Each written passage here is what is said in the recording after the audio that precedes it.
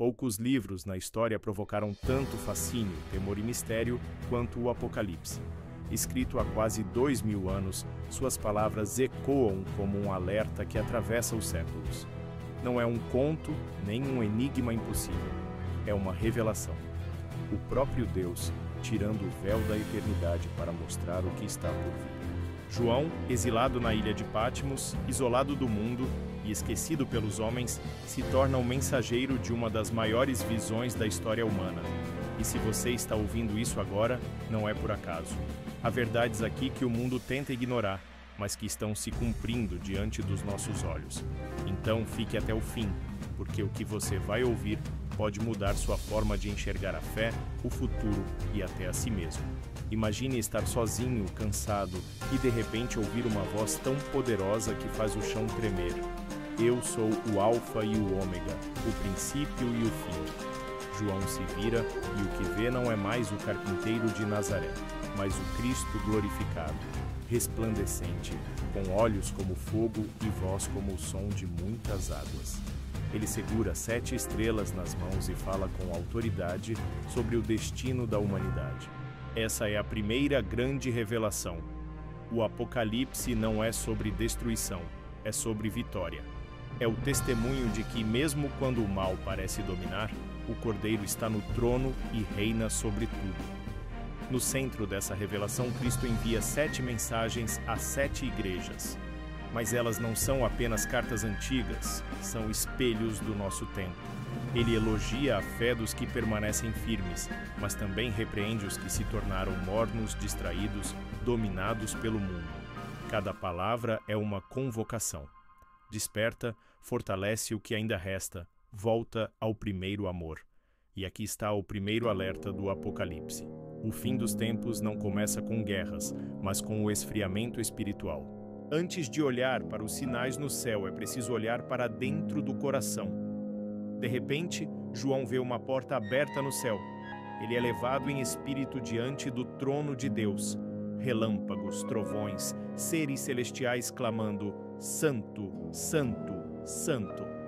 No meio de tudo, um livro selado com 7 selos, o rolo do destino da terra. Um silêncio toma conta do céu quando a pergunta ecoa: quem é digno de abrir o livro?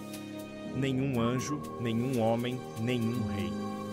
João chora até que uma voz o consola: não chores, o leão da tribo de Judá venceu. Mas ao olhar, ele não vê um leão, vê um cordeiro. O segredo do Apocalipse é revelado. A vitória vem pelo sacrifício. O cordeiro toma o livro e o céu explode em adoração. Milhões de anjos proclamam: digno é o cordeiro que foi morto de receber o poder, a glória e o louvor. É o momento em que a eternidade se dobra diante do Cristo ressuscitado. E quando ele começa a abrir os selos, a história do mundo se desenrola diante de João. Os cavaleiros, a guerra, a fome, a morte. Mas por trás de tudo isso, há uma mensagem. O mal não tem a última palavra. O caos não governa. Cada selo, cada trombeta, cada juízo revela que Deus ainda está no controle. Se você tem fé e quer continuar entendendo os segredos dessa revelação, deixe seu like agora. Isso ajuda essa mensagem a alcançar ainda mais pessoas que precisam ouvir que, no fim, o Cordeiro vence. Ao abrir o primeiro selo, João vê surgir o cavaleiro montado em um cavalo branco. Ele carrega um arco e recebe uma coroa. Muitos acreditam que representa Cristo, mas o que vem é um símbolo de falsa paz. A ilusão de conquista e domínio disfarçada de justiça. É o início de um ciclo de enganos que prepara o mundo para o caos. Quando o segundo selo é rompido, aparece o cavalo vermelho e com ele a guerra. O sangue derramado cobre a terra, irmãos lutam contra irmãos, nações se levantam umas contra as outras. A humanidade perde o equilíbrio e o som das espadas ecoa como um prelúdio do sofrimento que virá. O terceiro selo revela o cavalo preto. Seu cavaleiro segura uma balança, símbolo da escassez e da fome. O pão se torna luxo, o ouro se torna inútil e o desequilíbrio social se instala. O mundo entra em colapso econômico e espiritual. É o resultado de uma humanidade que buscou poder, mas esqueceu da compaixão. Quando o quarto selo é aberto, o cavalo pálido surge. Seu cavaleiro tem um nome que ninguém deseja ouvir: Morte.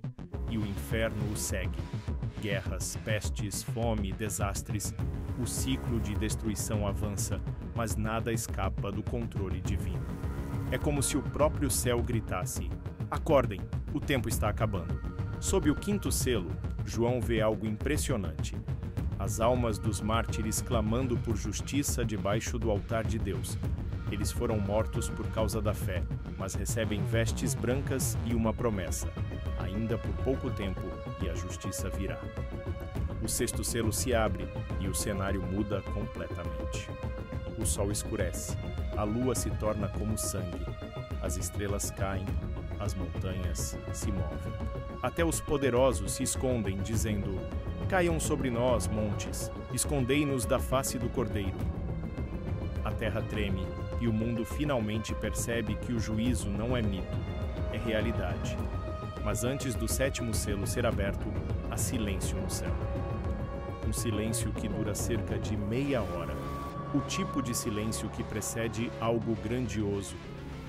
Deus ordena uma pausa. É como se o próprio universo prendesse o fôlego.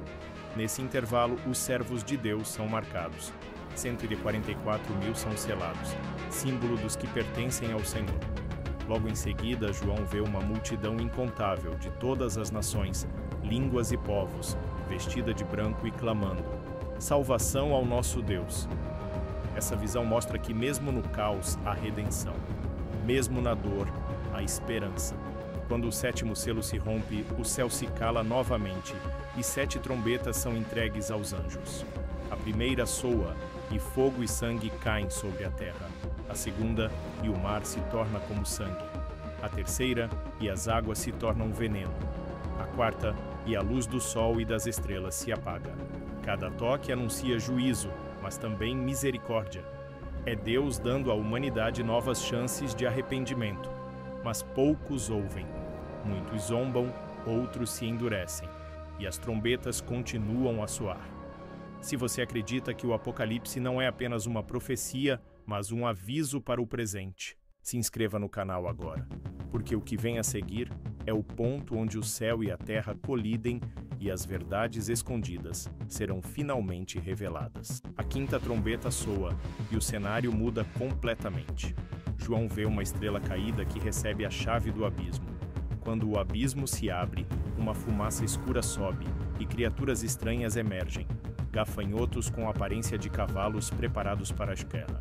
Eles não atacam plantas nem animais, mas sim pessoas que não têm o selo de Deus. Sua dor é tão intensa que os homens desejarão morrer, mas a morte fugirá deles. É a imagem viva do tormento espiritual de quem vive longe da presença divina. João descreve essas criaturas com detalhes aterradores: rostos humanos, dentes de leão, asas que soam como exércitos. É o caos espiritual ganhando forma. Logo vem a sexta trombeta e 4 anjos são libertos do rio Eufrates. Eles estavam presos, aguardando o momento exato de agir. Com eles vem um exército gigantesco, 200 milhões de cavaleiros. João descreve cavalos com cabeças de leão e fogo saindo de suas bocas. Muitos estudiosos interpretam isso como símbolos de guerras modernas, explosões, armas de destruição em massa. João, um homem do primeiro século, tenta explicar o que talvez sejam visões do nosso tempo: bombas, tanques, aviões. Mas a mensagem central é clara: o juízo se intensifica e, ainda assim, a humanidade não se arrepende.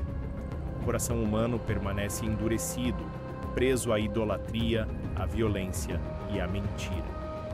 No meio desse cenário, um anjo desce do céu envolto em nuvens, com um rosto como o sol e pés como colunas de fogo. Na mão ele traz um livrinho aberto. A voz do anjo ecoa como trovão, e João é instruído a comer o livro. Na boca é doce como o mel, mas no estômago se torna amargo. Essa cena é profundamente simbólica.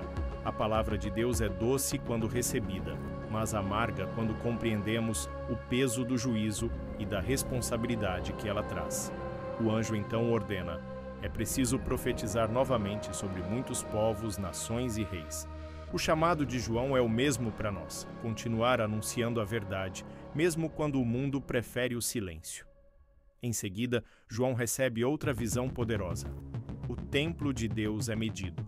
Ele deve medir o altar e os que adoram nele, mas o pátio exterior é deixado de fora, entregue às nações. É o símbolo de separação. Deus distinguindo os que lhe pertencem. Surgem então duas testemunhas que profetizam por 1260 dias, vestidas de pano de saco. Elas têm poder para fechar o céu, transformar águas em sangue e ferir a terra com pragas. Ninguém pode tocá-las até que cumpram sua missão. Mas quando a besta que sobe do abismo as vence e mata, seus corpos ficam expostos nas ruas, e o mundo se alegra com a morte delas. Mas o poder de Deus não é vencido. 3 dias e meio depois, o Espírito de vida entra nas testemunhas, e elas se levantam diante de todos. Um grande temor toma conta da terra. Uma voz do céu diz: "Subi para cá!" E elas sobem em uma nuvem gloriosa. Nesse instante, um terremoto abala a cidade. Milhares morrem, e pela primeira vez, os sobreviventes reconhecem a glória de Deus. É uma mensagem viva. A verdade pode ser silenciada por um tempo, mas nunca derrotada. Mesmo quando o mundo tenta apagar a fé, Deus sempre ressuscita seu testemunho. O céu se abre e a 7ª trombeta soa, o som que anuncia o triunfo final. Quando a 7ª trombeta soa, um coro celestial ecoa pelos céus. Os reinos do mundo vieram a ser de nosso Senhor e do seu Cristo, e ele reinará para todo o sempre. É o momento em que o Apocalipse muda de tom, do juízo para a vitória. O templo de Deus se abre no céu e a Arca da Aliança aparece em meio a relâmpagos, trovões e um grande terremoto. É a confirmação de que o plano divino está se cumprindo. O trono não está vazio. Deus nunca perdeu o controle. E o que vem a seguir revela o verdadeiro conflito por trás da história humana. A guerra espiritual entre o bem e o mal, entre o cordeiro e o dragão. João vê um grande sinal no céu. Uma mulher vestida do sol com a lua debaixo dos pés e uma coroa de 12 estrelas sobre a cabeça. Ela está em dores de parto, prestes a dar à luz. De repente, outro sinal surge.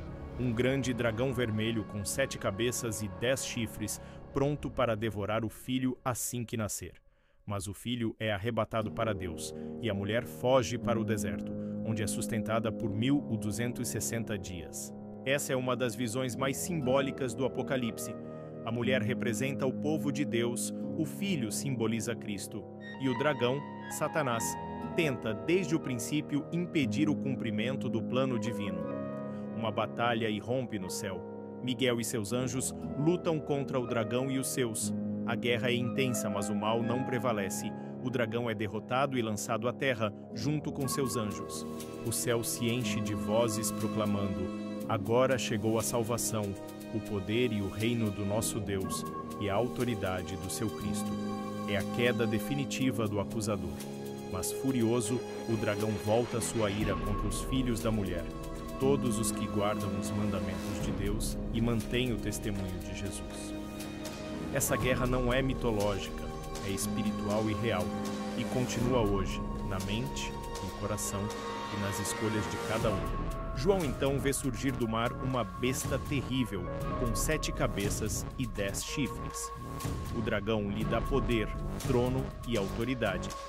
Uma de suas cabeças é mortalmente ferida, mas se cura e o mundo se maravilha diante dela, dizendo: "Quem é semelhante à besta? Quem poderá guerrear contra ela?" Ela blasfema contra Deus e persegue os santos. Todos os que não têm o nome escrito no livro da vida a adoram.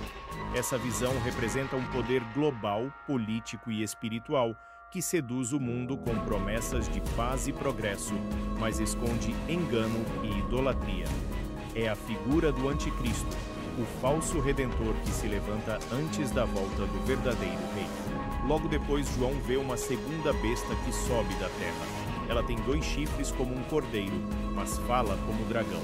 Parece inofensiva, mas age com engano, manipulando a humanidade. Essa segunda besta é o falso profeta, responsável por promover o culto à primeira. Ela realiza sinais, faz fogo descer do céu e convence o mundo a adorar a imagem da besta. É ela quem impõe a marca, sem a qual ninguém pode comprar ou vender. Seu número é 666. Essa trindade profana, o dragão, a besta e o falso profeta, simboliza a maior aliança do mal na história, uma imitação da Santíssima Trindade. É o ápice da rebelião humana contra Deus, o momento em que o engano se torna global. A visão muda e João contempla algo ainda mais sombrio: o surgimento da Grande Babilônia. Ela é descrita como uma mulher vestida de púrpura e escarlate, adornada com ouro, pedras preciosas e pérolas, segurando um cálice de ouro cheio de abominações. Em sua testa está escrito um nome: Mistério Babilônia, a grande mãe das prostituições e das abominações da terra. Essa mulher representa o sistema mundial de corrupção, idolatria e poder. É a fusão entre política, economia e religião pervertida, seduzindo reis e nações com suas promessas. A Babilônia não é apenas um lugar, é um espírito, o sistema que tenta substituir Deus por riqueza, prazer e domínio. Ela embriagou os povos com o vinho da sua prostituição, corrompeu o comércio e perseguiu os santos. Mas seu fim é inevitável. Um anjo proclama: caiu, caiu a grande Babilônia. Em apenas 1 hora, sua destruição é completa. Reis, mercadores e navegadores choram, não por arrependimento, mas por terem perdido seus lucros. A glória humana desaba diante da justiça divina. É a queda de tudo o que o homem construiu sem Deus. O Apocalipse mostra que nenhum império, por mais forte que pareça, pode resistir à verdade eterna. O mundo pode se orgulhar de seu poder, mas só o reino do Cordeiro permanece. Após a queda da Babilônia, o céu se enche de júbilo. Multidões de anjos e salvos entoam um cântico: Aleluia! A salvação, a glória e o poder pertencem ao nosso Deus. É a celebração da justiça divina. O mal foi julgado, o sangue dos mártires foi vingado, e a terra se prepara para o evento mais glorioso de toda a história: a volta de Cristo. João vê o céu se abrir e um cavalo branco surge. Aquele que o monta se chama Fiel e Verdadeiro. Seus olhos são como chamas de fogo, em sua cabeça há muitos diademas, e em seu manto está escrito: Rei dos Reis e Senhor dos Senhores. É o retorno triunfal do Messias. Ele não vem como o cordeiro manso, mas como o leão de Judá, pronto para estabelecer o juízo final. Seus exércitos o seguem, santos e anjos, vestidos de linho branco e puro. De sua boca sai uma espada afiada, a palavra de Deus, que derrota o mal com a verdade. A besta e os reis da terra se reúnem para guerrear contra ele, mas a batalha termina antes mesmo de começar. A besta e o falso profeta são capturados e lançados vivos no lago de fogo. Todo o mal é destruído pelo poder da justiça divina. O mundo finalmente silencia, porque o verdadeiro rei assumiu o trono. E então começa uma nova era. João vê um anjo descer do céu com uma grande corrente na mão. Ele prende o dragão, a antiga serpente, que é Satanás, e o lança no abismo por 1000 anos. Durante esse período, Cristo reina com os seus santos. É o tempo do milênio, o governo de paz, justiça e verdade sobre a terra. Aqueles que permaneceram fiéis, que não adoraram a besta nem receberam sua marca, ressuscitam e reinam com ele. É o cumprimento da promessa feita desde o início: os humildes herdarão a terra, e o Cordeiro reinará para sempre.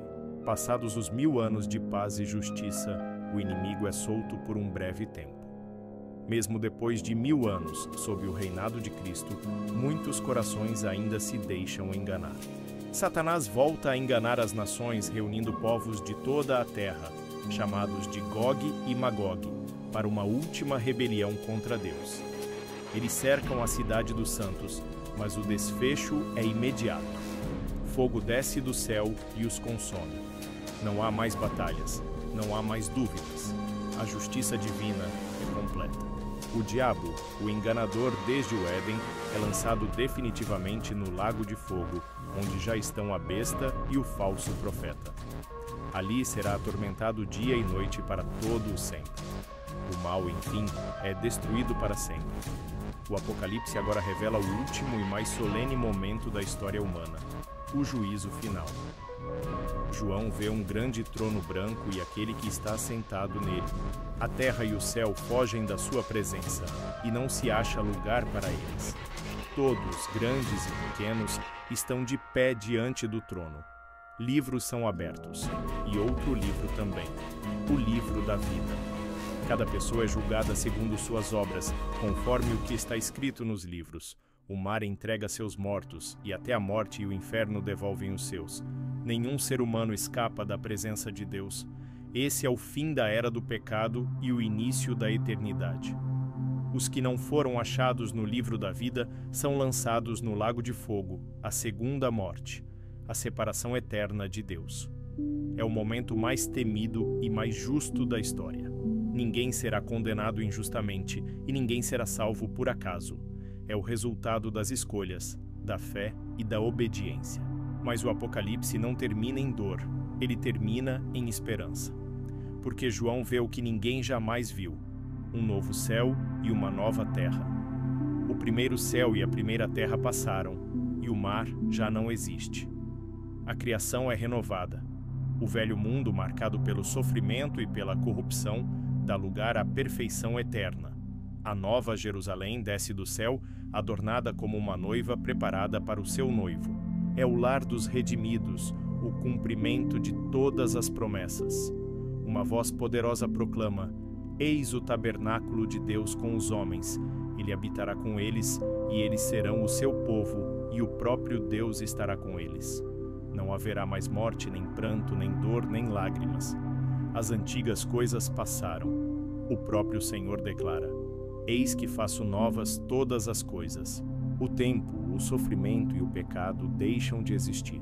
O reino de Deus é estabelecido para sempre, e o Cordeiro reina em glória. A cidade é descrita como de ouro puro, transparente como vidro. Seus muros são de jaspe, suas ruas de ouro e suas portas feitas de pérolas. Não há templo, porque o próprio Deus e o Cordeiro são o templo. Não há sol nem lua, pois a glória de Deus a ilumina. Não há noite, nem medo, nem culpa. Os servos do Altíssimo o verão face a face, e seu nome estará escrito em suas testas. Eles reinarão para sempre. Esse é o destino dos que permaneceram fiéis, dos que venceram pelo sangue do Cordeiro. O Apocalipse termina como começou, com uma promessa, a de que Jesus virá novamente, e com ele, a eternidade. João, maravilhado diante de tudo o que vê, ouve as palavras finais de Cristo. Eis que venho sem demora. Bem-aventurado aquele que guarda as palavras desta profecia. É o encerramento da maior revelação já dada à humanidade. O livro que começou com visões de juízo termina com um convite de graça. O próprio Jesus reafirma: Eu sou o Alfa e o Ômega, o princípio e o fim. É como se o tempo inteiro o Apocalipse tivesse sido uma carta de amor, uma advertência sim, mas também uma promessa de restauração. O Senhor não deseja a destruição, mas o arrependimento. Ele chama os corações endurecidos, os distraídos, os que se perderam nas ilusões do mundo. E ainda hoje, a mesma voz que falou a João em Patmos continua ecoando. Quem tem ouvidos, ouça o que o Espírito diz às igrejas. O livro se fecha com um dos convites mais poderosos das Escrituras. Aquele que tem sede, venha, e quem quiser, receba de graça a água da vida. É a oferta da salvação, livre, eterna, completa. Não é para poucos, é para todos os que desejam. Nenhuma profecia do Apocalipse é para gerar medo, é para despertar fé. A graça ainda está disponível, o juízo ainda não caiu, mas o tempo está se encurtando e cada sinal, cada guerra, cada catástrofe natural, cada avanço do engano, tudo aponta para a verdade que João viu. O rei está voltando, e quando ele vier, não virá mais como servo, mas como juiz e senhor. O Apocalipse não é um livro de terror, mas um mapa espiritual. Ele revela que mesmo quando o mundo parece mergulhado na escuridão, Deus ainda conduz a história. tudo está convergindo para um ponto, a volta gloriosa de Cristo. E esse retorno não será simbólico, será real, visível, inegável. Todo olho o verá e todo joelho se dobrará.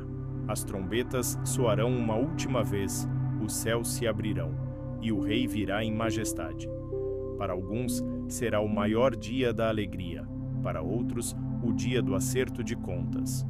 Por isso, a decisão mais importante não é entender cada símbolo, mas estar pronto. Cada profecia que João registrou é como um espelho para o nosso tempo. O aumento da maldade, o engano disfarçado de verdade, o amor se esfriando, tudo o que ele viu está acontecendo diante dos nossos olhos. Mas há uma promessa para os que perseveram. Aquele que vencer herdará todas as coisas. O Apocalipse é um chamado para resistir, crer e permanecer firme, mesmo quando o mundo tenta nos silenciar. A fé verdadeira não é a que entende tudo, mas a que não desiste, mesmo sem entender. Porque quem confia no Cordeiro sabe que no fim ele vence. E se você sente em seu coração que essa mensagem fala com você, que há algo despertando aí dentro, não ignore. Este é o momento de agir. Compartilhe esta palavra, espalhe a esperança. E se ainda não fez isso, inscreva-se para continuar mergulhando nas verdades bíblicas que revelam o poder e o amor de Deus. O Apocalipse não é o fim da história, é o começo de uma eternidade perfeita, uma nova criação, sem dor, sem medo, sem lágrimas. E tudo começa com uma simples escolha: estar do lado do Cordeiro. O Apocalipse termina com a mais bela mistura de urgência e esperança já escrita. João encerra o livro com uma promessa que atravessa os séculos: sim, venho em breve. E a resposta da igreja ecoa até hoje: vem, Senhor Jesus. É o clamor dos que esperam, dos que creram sem ver, dos que perseveraram quando tudo parecia desabar. Cada página desse livro nos lembra que a história humana tem um fim, mas o propósito de Deus é eterno. As trevas têm prazo de validade. O mal tem limites. Mas a luz do Cordeiro jamais se apaga. Quando ele voltar, cada lágrima será transformada em alegria, cada ferida em vitória, cada dor em adoração. E é por isso que o Apocalipse não é apenas uma profecia distante, é um espelho do presente. Vivemos dias em que a fé é testada, em que a verdade é distorcida e em que o amor parece enfraquecer. Mas o mesmo Jesus que apareceu a João continua aparecendo a quem o busca de todo o coração. Ele não mudou. Ainda diz: não temas, eu sou o primeiro e o último. Em meio ao caos do mundo moderno, ele continua sendo o ponto fixo, a âncora da alma, o rei que está prestes a se levantar do trono para restaurar todas as coisas. O Apocalipse é, na verdade, um convite, um chamado para despertar, se arrepender e recomeçar. Não importa quem você foi nem o que fez, ainda há tempo. A misericórdia de Deus é maior do que qualquer culpa, e sua graça é mais poderosa que o juízo. O mesmo Cristo que vem para julgar o mundo é o que hoje estende a mão para salvá-lo. Ele não deseja o castigo, mas a conversão. Por isso, se há algo em seu coração que precisa mudar, comece agora. Feche os olhos e fale com ele. Não espere o fim para buscar o começo. Cada profecia, cada trombeta, cada selo apontava para um só ponto: a vitória do Cordeiro. Ele venceu na cruz, vence no tempo e vencerá no fim. O Apocalipse não é sobre destruição, mas sobre restauração. É o final de um mundo injusto e o início de um reino incorruptível. Quando o Cordeiro reinar, não haverá mais guerra, nem dor, nem mentira, apenas paz. O mesmo Deus que escreveu o começo da história já escreveu o seu final, e ele garante: o bem vence, o amor triunfa e o mal é derrotado para sempre. E agora, se essa mensagem falou ao seu coração, se você acredita que o Apocalipse não é uma história distante, mas uma verdade viva, declare isso com fé. Deixe seu like e se inscreva, compartilhe essa palavra. Não por engajamento, mas para que mais pessoas conheçam o que muitos ainda ignoram. O fim está próximo, mas quem pertence ao Cordeiro não precisa temer. Ele vem para reinar e todo joelho se dobrará. Essa é a revelação. Esse é o mistério revelado do fim dos tempos. E, acima de tudo, essa é a promessa que ecoa até hoje. Vem, Senhor Jesus.